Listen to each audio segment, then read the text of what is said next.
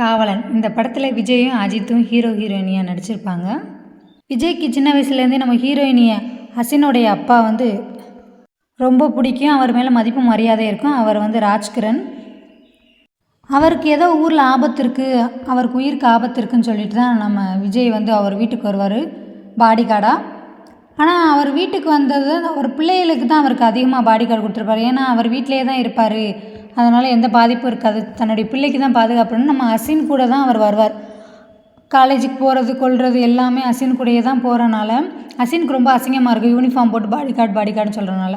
அதனால் நீங்கள் காலேஜ்லேயே ஒரு ஆளாக சேருங்க, படிக்கிற மாதிரி வாங்க அப்படின்னு சொல்லிட்டு யூனிஃபார்ம்லாம் மாற்றி ஆனால் ஒரு ட்ரெண்டிங்காக ஆக்கி விட்ருவா. அப்போ விஜயோட டார்ச்சர் தாங்க முடியாது. ஏன்னா காலையில் எழுந்திரிச்சு படி கொள்ளு அந்த மாதிரி பண்ணுறனால அசின் என்ன செஞ்சானா, ஒரு பொண்ணு மாதிரி இவனை பேச வச்சு மைண்டை மாற்றிடுவோம், நம்ம பக்கம் வராமல் பார்த்துக்குருவோம் அப்படின்னு சொல்லிட்டு தான் அவள் பேச ஆரம்பிப்பா. ஆனால் விஜய் அசினுக்கு ரொம்ப பிடிக்க ஆரம்பிச்சிடும். வேறு குரல்லையே ரொம்ப நாளாக பேசிக்கிட்டே இருப்பாள். நம்ம விஜயை விரும்ப ஆரம்பிப்பாள். ஆனால் அசினுக்கு ஆல்ரெடி வீட்டில் மாப்பிள்ளையெல்லாம் பேசி வச்சுருப்பாங்க, கல்யாண ஏற்பாடெலாம் நடக்கும், படிப்பு முடிஞ்சோன்னே கல்யாணம் அப்படிங்கிற மாதிரி இருக்கும். ஆனால் விஜய்கிட்ட பேசுகிற ஆள் யாருன்னு தெரியல. நான் உன்னை விரும்புகிறேன், ஆனால் உன்னை முகத்தை பார்க்கணும்னு சொல்லிட்டு விஜயும் யார் நீ யாராக இருப்பேன்னு சொல்லி தேடிட்டே இருப்பாள். ஆனால் கடைசி வரைக்கும் 2 பேராலையும் பார்த்துக்கிற முடியாது.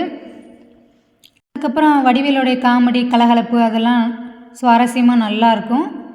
ஒரு கட்டத்துக்கு மேலே அசினுடைய அப்பாவுக்கு தெரிஞ்சு போயிடும், நீ 2 பேர் ஓடி போகிறாக, 2 பேர் விரும்புகிறாக அப்படின்னு சொல்லிட்டு வேறு ஆள் மூலியமாக தெரிஞ்சோன்னா அவன் என்ன செய்வான்னா விஜயை கொல்லணும்னு ஏற்பாடு பண்ணியிருப்பான். அப்போ அசின் சொல்லுவா, விஜய் மேலே எந்த தப்பும் இல்லை, அவரை கொல்ல வேணாம் அப்படின்னு சொல்லுவா. ஆனால் விஜய் சொல்லுவான், என்னுடைய காதில் வெயிட் பண்ணிக்கிட்டு இருக்கான், நான் போகணும், நான் ட்ரெயினில் போய் நிற்கிறேன், எனக்காக காத்துக்கிட்டு இருப்பான்னு சொல்லிட்டு சொல்லவும் அசின் அவங்க அப்பாட்ட ஒப்படைச்சிட்டு இவன் ஓடுவான். ஓடி போனால் கடைசி ட்ரெயின் வரைக்கும் யாருமே வரமாட்டா. கடைசியில் பார்த்தா அசினுடைய ஃப்ரெண்டு வருவா. அசின் போய் எல்லாம் சொல்லி நீ தான் போகணும், இல்லைன்னா விஜயை கொன்றுவேன்னு சொல்கிறாங்க, அந்த இடத்துல யாரும் இல்லைனா அப்படி சொல்லிட்டு. கடைசியில் அசினுடைய ஃப்ரெண்டு ஓடி ட்ரெயினில் ஏறினதுக்கப்புறம் சொன்னால், நீ தானே என்கிட்ட ஒரு வார்த்தை சொல்லியிருக்கக்கூடாதா அப்படின்னு சொன்னோன்னே அந்த எதிரி ஒருத்தன் இருப்பான்ல, அவன் பார்த்துட்டு இல்லை சார் ஆள் இருக்குது, நிஜமாவே வேறு ஒரு ஆள் விரும்புகிற பொண்ணு வேற அப்படின்னு சொல்லிட்டு அவனும் போயிடுவான். இவங்க 2 பேரும் ட்ரெயினில் போய் வேறு இடத்துல இருந்து ரொம்ப வருஷம் சென்று ஒரு குழந்தையோட இவன் யார் விஜய் மட்டும் திரும்பி வருவான்.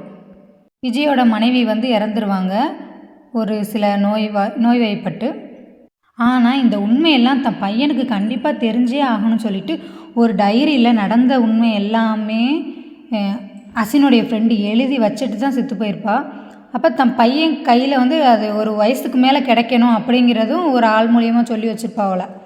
ஸ்டேஜுக்கு அப்புறம் அந்த பையன் கையில் அந்த டைரி வந்துடும். ஒவ்வொரு நாளும் அந்த பையன் அந்த டைரியை ஓப்பன் பண்ணி படித்து பார்ப்பான். அவனுக்கு எல்லா உண்மையும் தெரிஞ்சிருக்கும். அவன் என்ன நினைப்பானா, தன்னுடைய அப்பாவை இந்த அளவுக்கு காதலித்த ஒருத்தவங்கள நான் பார்த்தே ஆகணும்னு சொல்லிட்டு என்னை அந்த இடத்துக்கு கூட்டிகிட்டு போங்கன்னு சொல்லிட்டு விஜய்கிட்ட அவங்க பையன் அடிக்கடி சொல்லவும் சரின்னு சொல்லிட்டு கூட்டிகிட்டு வந்தோன்னே அந்த இடத்துல தான் அவங்க அசினை பார்ப்பாங்க. கடைசி நேரத்தில் போயிட்டு வரேன்னு சொல்லும்போது அந்த பையன் சொல்லுவான், நீங்கள் எனக்கு அம்மாவாக வரமாட்டீங்களா அப்படின்னு சொல்லிட்டு போவான். அதோட எல்லாத்துக்கும் ரொம்ப என்ன பேசுகிறதுன்னு தெரியாமல் இருக்கும். அதுக்கப்புறம் அசினும் சம்மதம் பண்ணி ஒன்றா வர்றதுக்கு ட்ரெயினில் ஏறுவா. ட்ரெயினில் ஏறினதுக்கப்புறம் இந்த பையனை காணாமல் போயிடுவான்.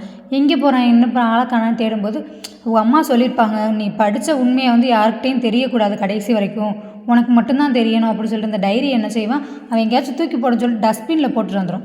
விஜய் தேடி போனவன் என்ன செய்வான், அவன் என்ன போட்டான்னு திறந்து பார்த்தா அதில் டைரி இருக்கும். அவன் எடுத்து எல்லா விஷயத்தையும் படிச்சிடுவான் ட்ரெயின்லேயே. படித்ததுக்கப்புறம் தான் விஜய்க்கு எல்லா உண்மையுமே தெரியும்.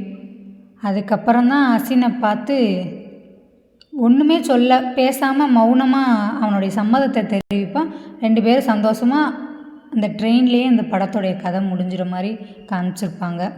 அழகான படம். பேக்ரவுண்ட் மியூசிக்லாம் செம்மையாக பயங்கரமாக இருக்கும்.